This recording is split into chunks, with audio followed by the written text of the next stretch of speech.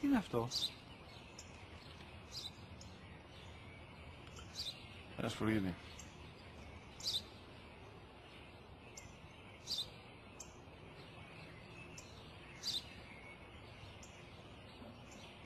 Τι είναι αυτό?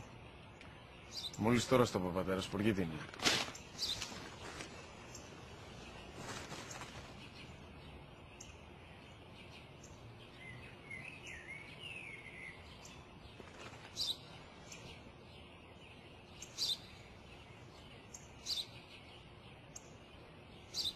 Τι είναι αυτό?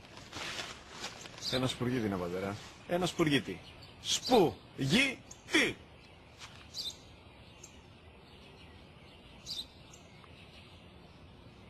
Τι είναι αυτό? Γιατί το κάνεις αυτό το πράγμα, μπορείς να μου πεις? Τόσες φορές σου είπα, είναι ένα σπουργίτι. Δεν το καταλαβαίνεις.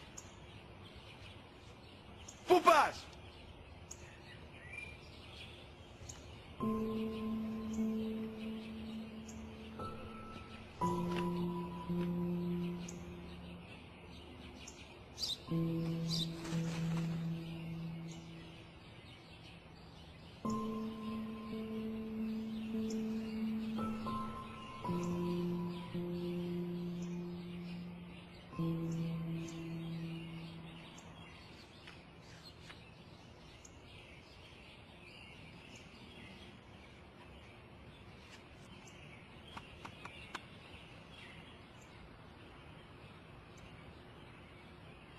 Δυνατά.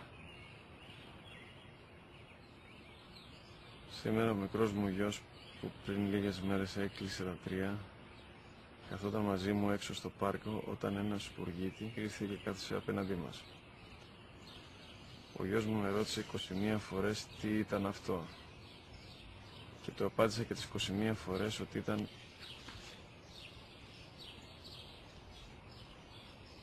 ένα σπουργίτι. Τον αγκάλιασα τρυφερά και τις 21 φορές που μου έκανε την ίδια ερώτηση, ξανά και ξανά, χωρίς να εκνευριστώ, νιώθοντας στοργή για το αθώο μου αγοράκι.